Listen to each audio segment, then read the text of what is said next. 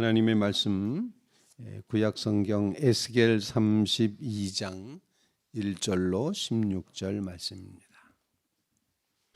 열두째 달 초하루에 여호와의 말씀이 내게 임하여 이르시되 인자야, 너는 애굽의 바로 왕에 대하여 슬픈 노래를 불러 그에게 이르라. 너를 여러 나라에서 사자로 생각하였더니 실상은 바다 가운데의 큰 악어라.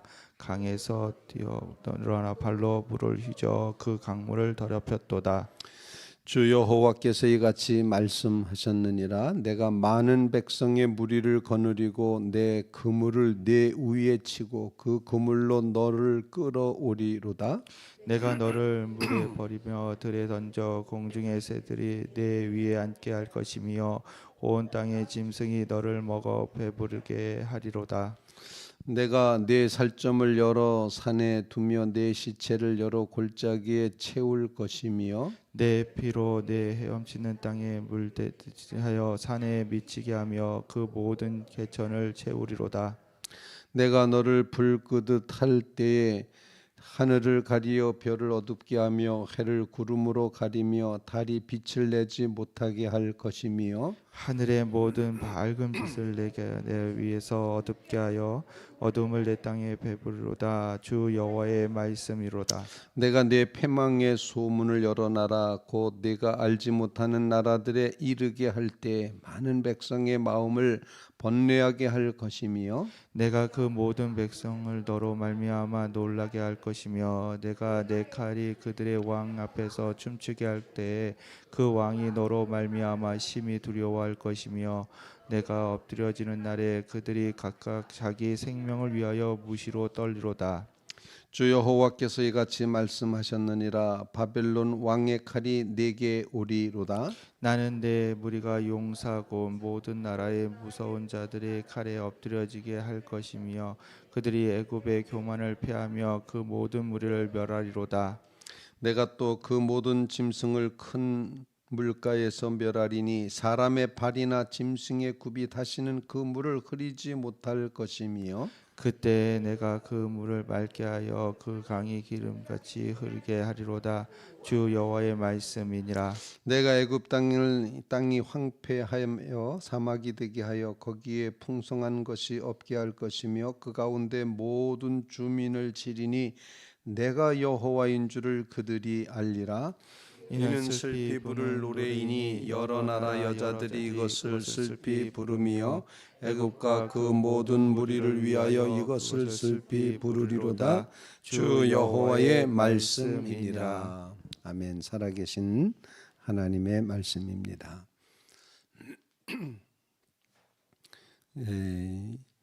에스겔이 24장까지는 유다에 대한 예언을 쭉 했고 25장부터 계속되는 오늘 32장까지는 유다 왕국의 주변에 있는 나라들에 대한 하나님의 심판 예고를 끊임없이 하시고 있는데 지금 32장에는 마지막으로 말하고 있는 애굽에 대한 애굽 바로에 대한 심판을 예고하시면서 슬픈 노래를 지어 부르라라고 그렇게 표현을 합니다. 애가를 지어 부르라, 슬퍼서 부르는 노래를 이제 이처럼 불러라 이렇게 말하고 있는데 솔직히 말씀드리면은 어쩌면 거대한 제국 애굽이 멸망하는 것을 보고 슬퍼할 사람들이 그닥지 많지 않았다 이렇게 생각을 하게 됩니다.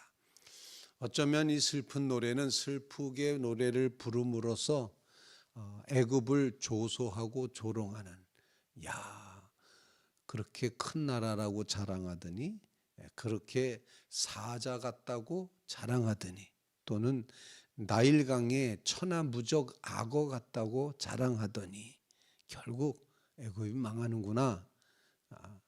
그 슬프다라고 말하지만 슬픈 게 아니라 망할 수 있구나라는 그런 생각을 갖게끔 하는 그런 애가를 지어 부르라라는 것이었습니다.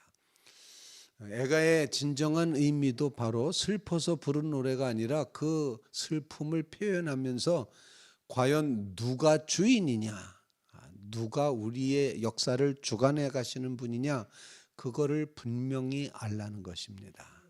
그래서 오늘 본문에 보면은 이제 그 백성들이 내가 여호와인 줄 그들이 알리라, 내가 여호와인 줄 그들이 알리라, 계속 반복되는 그런 신앙 고백을 우리에게 가르쳐 주고 있습니다. 그래서 첫 번째로 우리가 하나님 앞에 올려드리는 기도 제목은 이 모든 역사를 바라다 보면서 우리가 깨닫는 것은 역시 하나님이 하나님이시다, 여호와가 주님이시다 라는 사실을 깊이 깨닫는 그 믿음을 우리에게 주시옵소서. 그런 간구를 주님 앞에 올릴 수 있기를 간절히 바랍니다.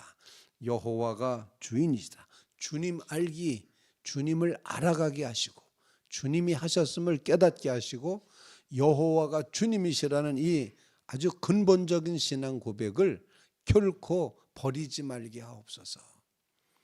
야, 주님이시다, 주님이 그렇게 하시는구나. 누가 애굽이 망하리라 생각했겠습니까? 정말 사람들은 애굽을 사자라, 이제 동물의 왕 아니겠습니까? 또 그런데 스스로는 나일강의 악어다 이렇게 표현하면서, 사실 오늘 이제 본문 말씀을 읽으면서 마치 자연 다큐멘터리를 보는 것 같은 그런 느낌이 듭니다. 앞부분에 악어가 막 나일강물을 그냥 헤젓고 다니면서 뿌옇게 만듭니다. 그런데 하나님께서 그 악어를 심판하시겠다 그랬는데 많은 사람들이 같이 몰려와 가지고 그물을 내려서 악어를 잡습니다. 그리고는 그 악어를 무태다 끌어내고, 그리고는 공중의 새가 거기에 앉아서 다 뜯어먹게, 그 육지에 있는 모든 짐승이 와서 살점을 다 뜯어먹게, 그래서 그 살점이 온 골짜기의 산들에 다 이렇게 퍼져나가게 한다. 그리고 악어의 피가 흘러서 그래서 정말 강같이 만들어진다. 완전히 다큐멘터리 자연 세계를 보는 것 같은 그런 이제 모습을 보여주고, 그와 같은 심판이 이루어진다. 그래서 결론은 주 여호와가 하나님이신 줄 그들이 알 것이다 라는 것입니다. 그게 하나님의 말씀이었습니다. 그래서 첫 번째 기도 제목은 우리로 하여금 주님을 주님으로 알아차리는 믿음 꼭 허락해 주시옵소서. 과연 주님이 주인이시다, 여기서 벗어나면 안 된다는 것입니다. 이것을 놓쳐버리면 안 된다는 것입니다. 하나님만이 나의 주인이십니다. 하나님만이 나의 주십니다. 그 하나님이 나를 지으셨고 그 하나님은 언제나 선하신 하나님이십니다. 이 신앙 고백으로 주님을 알아차리는 믿음 언제나 허락하여 주시옵소서. 간절히 간구하는 주의 성도들 꼭 되시기를 주님의 이름으로 부탁을 드립니다. 이렇게 애굽을 심판하는 날에 하나님께서는 빛을 싹 없애시겠다고 아주 무서운 그런 말씀을 하고 있습니다. 오늘 본문 말씀 7절 말씀, 내가 너를 불 끄듯 할 때에 하늘을 가리어 별을 어둡게 하며 해를 구름으로 가리며 달이 빛을 내지 못하게 할 것이며, 8절 말씀을 다 함께 한번 읽어보겠습니다. 8절 시작. 하늘의 모든 밝은 빛을 내가 내 위에서 어둡게 하여 어둠을 내 땅에 베풀리로다. 주 여호와의 말씀이니라. 어둠이라고 하는 것, 빛이 사라진다는 것, 그것은 고대로부터 계속해서 어떤 생각을 하는가 하면 이건 심판이다, 이건 재앙이다, 이거는 하나님의 진노다, 이런 생각을 가지고 있었습니다. 그래서 빛이 사라진다는 것은 곧 하나님이 진노하셨음을 표현하는 것입니다. 그리고 이 심판의 진노가 빛이 어두워지는 것으로 표현이 되는데, 예수님이 십자가에 달리시는 시간에도 깜깜해지지 않았습니까? 어두워지지 않았습니까? 하나님의 진노와 심판의 표시가 있다는 사실, 빛이 사라진다는 것, 이것이 얼마나 인간의 삶에 있어서 끔찍한지를 우리가 이제 기억을 해야 된다 생각합니다. 그래서 우리는 주님을 고백할 때 빛 대신 주님이라고 고백을 합니다. 주님이 빛이시다. 빛이 임할 때 어둠은 사라지게 돼 있습니다. 그런데 하나님께서는 죄악된 세상을 심판하시기 위해서 어두움을 사용하시겠다, 이렇게 말씀하십니다. 어두움, 절망이고 끝입니다. 어두움의 세계가 심판으로 우리에게 임할 수 있다는 사실 꼭 기억하시면서 빛 대신 주님을 바라보고 찾게 해 주시옵소서. 그런 간구를 주님 앞에 간절히 기도하며 올려드리는 성도들이 되시길 바랍니다. 어둠으로 심판하시는 주님, 빛으로 우리를 구원해 주시옵소서. 주님은 빛이십니다. 우리의 삶을 환하게 비추셔서 우리의 발걸음이 실족하지 않도록, 넘어지지 않도록, 이제 헛된 것 밟지 않도록 우리 길을 밝히 비춰주시는 빛 대신 주님, 캄캄하고 어두운 그런 세상에서 빛이 환하게 비침으로 그 주님을 향하여 걷도록 하게 하시는 빛 대신 주님, 이 빛이 사라질 때가 심판이고 어둠이고 진노인 것을 분명히 알게 해 주시옵고 우리에게 주님의 빛을 비추어 주시옵소서. 주님을 빛으로 고백하며 기도하는 믿음의 성도들 다 되시기를 주님의 이름으로 부탁을 드립니다. 솔직히 빛 대신 주님이신데 주님 앞에 나아가 서기가 부끄럽습니다. 왜? 우리가 죄인이기 때문에, 우리가 어둠에 이제 물들어 있기 때문에 빛 대신 주님 앞에 나가서 당당하게 설 수 없는 이 부족한 인간이라는 사실을 빛 대신 주님 앞에 고백하면서, 그러기 때문에 주여 주님의 자비로 나를 덮으셔서, 아니 주님의 보혈의 피에 정결케 하는 희게 하는 그 능력으로 우리를 덮으셔서 죄를 씻어 주시옵소서. 그래서 주님의 빛 앞에 설 수 있게 해 주시옵소서. 그런 간구를 주님 앞에 올려드리는 믿음의 성도들이 다 되시기를 주님의 이름으로 부탁을 드립니다. 세 번째 기도 제목입니다. 오늘 본문 말씀에 하나님께서 이제 이렇게 말씀하십니다. 물을 흐렸다. 네가 막 물 흐려놨는데 그 물을 내가 맑게 만들겠다라고 하시는 그런 말씀이 본문에 표현이 되고 있습니다. 13절 말씀, 내가 또 그 모든 짐승을 큰 물가에서 멸하리니 사람의 발이나 짐승의 굽이 다시는 그 물을 흐리지 못하게 할 것이며. 14절을 다 같이 읽겠습니다. 시작. 그때 내가 그 물을 맑게 하여 그 강이 기름같이 흐르게 하리로다. 주 여호와의 말씀이니라. 물을 맑게 하겠다. 바로가 흐려놓은 물, 악어가 흐려놓은 물, 사람들이 오염시켜 놓은 그 물을 내가 맑게 하겠다, 이렇게 말씀합니다. 원리상으로 보면은 이 샘의 근원이 되는 데는 맑은 물이 나온답니다. 이제 맑은 물, 그래서 끊임없이 맑은 물을 생산해내는 것, 생수의 근원, 이렇게 표현을 할 수 있는데, 그런데 세상 사는 이 인간이 사는 세상을 이 물이 흘러가다 보면 그냥 한마디로 한강물 같이 되는 거예요. 그렇게 오염이 되고 이제 그럽니다. 그러면 그것을 깨끗하게 하려고 얼마나 많은 노력을 합니까? 그런데 하나님께서 물을 맑게 하겠다.